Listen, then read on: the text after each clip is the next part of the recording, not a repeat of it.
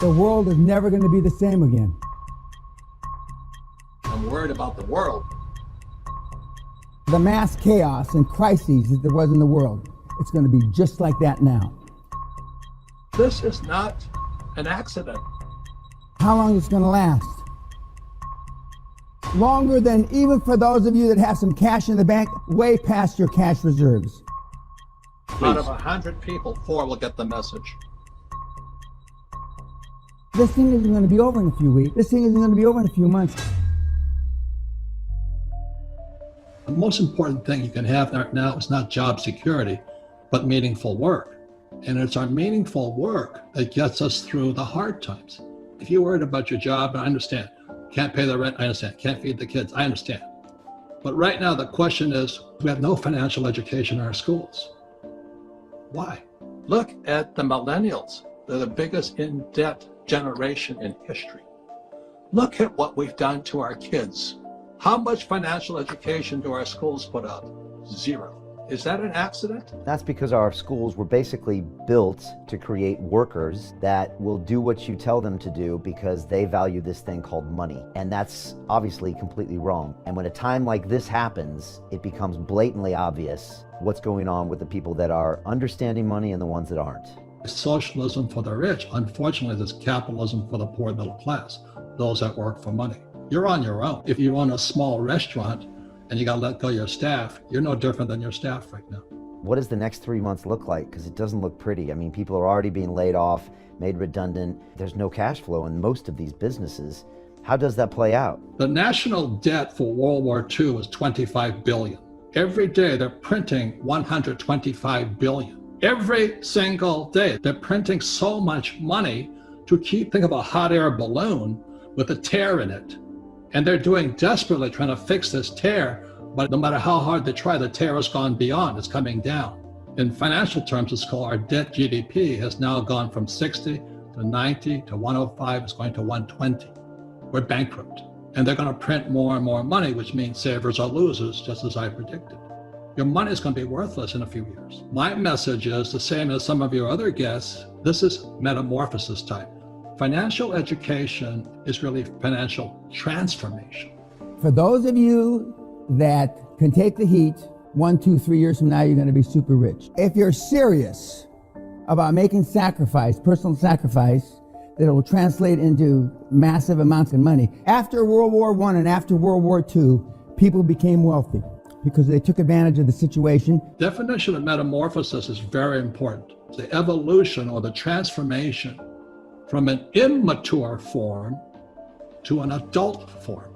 Metamorphosis is the same as a caterpillar turning into a butterfly. And Fuller always said there's nothing to predict a butterfly inside a caterpillar. Everybody listening right now, if you're struggling financially, just think of yourself as a little caterpillar. And this crisis is your cocoon. The question is, what do you emerge as?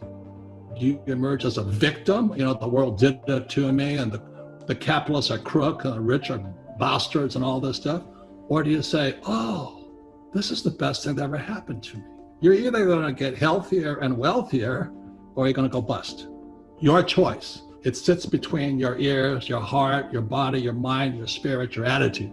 Most people are scared. Most people are feeling pain. They're watching their money go out the window. Some are going to be able to realize and say, wow, this is the greatest moment of my life where I'm going to be forced to transform, and I can completely look at money in a different way, wealth in a different way, my purpose. Or they can batten down the hatches and get the last piece of toilet paper and hold on and keep doing the same behavior. The prison is inside our brains. The financial crisis, as you know, actually started back in 1903 when those guys took over the education system. And so the reason we have so many people in trouble is you go to school, and what do they teach you about money? Nothing. Most people are going to survive through this, but let's be honest, it also could have been worse. So the question is, are you going to start making choices today about your health, about your obesity, about your smoking, about your habits? Are you going to start making choices today about your financial education? And are you going to take ownership for where you're at right now? Unfortunately, everything you hear coming out of the media is preaching it's not your fault, and the government's going to take care of you, and that's just going to set you up to be a slave, and then the next crisis is going to hit, and the next crisis is going to hit. Fear can paralyze you, but fear can also inspire you. You know, fear stands for false evidence appearing real. When I feel fear, I want to attack. Other people want to run. What is going on in the world right now has never happened in the history of the world. I mean, I knew our leaders were screwed up, but not this screwed up. The crash is bigger than I thought. So in March of 2020 was the biggest crash in world history of the stock market, but nobody knows anything about it because everybody's quarantined at home thinking about coronavirus and social distancing and wearing face masks. People are missing out on one of the biggest catastrophic cash heists in the history of the world. They don't even know what's happening. Now, the good news is this is the best time if you're ready for it. I'm going to make a fortune. So I want you guys who are sitting at home, you know, licking your wounds and wondering when you're going to go back to work and so you can get your lattes and cappuccinos and pizzas. Just know you might be missing one of the biggest opportunities in the history of the world because our governments have really screwed up. Something's fishy about this corona crisis. There's something very fit. Why did they have to shut down the whole damn world? And I think it's because they're covering up something very, very big. Now, if you're feeling bad, this is your program. If you're worried about what's going to happen to moi, this is your program. Our show today is the guy with the plan, the man with the plan, Brent Johnson, and I think he has the clearest vision of the future. So I want you to pay attention. I don't care where you live in the world, because I think Brent has as clear a vision of the future as possible. He's going to tell you what he sees coming so you can prepare for it. So if you can understand that, that's why this show is so important, because it's really about the future. It's very important. I want to hear what he has to say right now. Any comments, Kim? No, I just want to hear what Brent has to say, because as we said, you know, we're here about preparing, not predicting. Unfortunately, a lot of people have found out the hard way through shock that they were not prepared when the coronavirus hit, and who could have predicted that? But so now we have an opportunity to hear from an expert on what you see, Brent, coming down the pipe. Essentially what I think has happened over the last 10 years and what I think is going to happen over the next few years is that the world, you know, after the financial crisis, the central banks just got together and just printed all this liquidity. The US is going to be the primary recipient of sucking in all that milkshake, all that liquidity that the rest of the world is printing. So the world's printing money, but that's going to flow to the US is what you're saying. Exactly. But my point is that whether you like it or not, the biggest demand for currency out there is the demand for the dollar. And despite the fact that they're printing a lot of it, the demand for it dwarfs the supply. So your thing is the dollar's going to get stronger. It's going to lift the US economy and all our tangible assets here. But what is the demise? When's it break? I think the monetary system is just not designed for the dollar to get stronger. And as it does so, it's going to just wreck the global economy. I mean, I think the rest of the world is going to just go through really, really, really, you know, difficult time.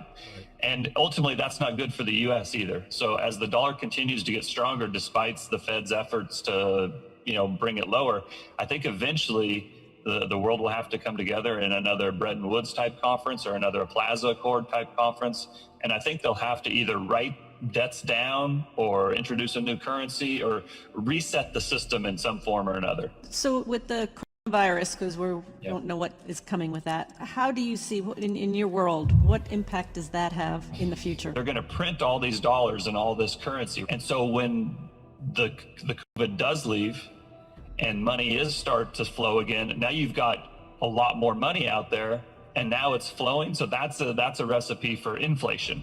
But first you get the deflation, you print all the money, and then when the money starts to move, you get high levels of inflation because there's so much liquidity now. So I think we have deflation, you know, for the next year, 18 months, and then we have inflation after that as capital starts to circulate again. I think the euro is probably going to go away, or it's not going to continue to exist in its current form. I think on a price basis, it goes to at least 80. It's at 108 now, so it probably goes down 25 or 30% from here. I think the yen's going to go to at least 150, maybe to 2. The dollar's going to go back to its all-time high, and I think the rest of the world's currencies, even the big ones, are going to get cut in half.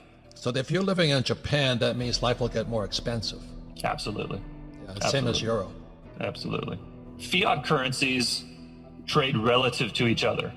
So even if you look at 10 fiat currencies and you realize they're all fiat, they're all horrible, one of them is going to outperform the other 9. And that's what I say with the dollar. Now, gold might outperform the dollar, but the dollar is going to outperform all the other 9. And you can make a lot of money playing the dollar versus all the other fiat. So if you don't want to put all of I understand owning gold. Everybody should own gold. But if you don't want to put 100% of your money in gold, then put whatever you don't have in gold into the dollar or dollar assets, because the dollar is going to just crush, I think, all the other fiat currencies.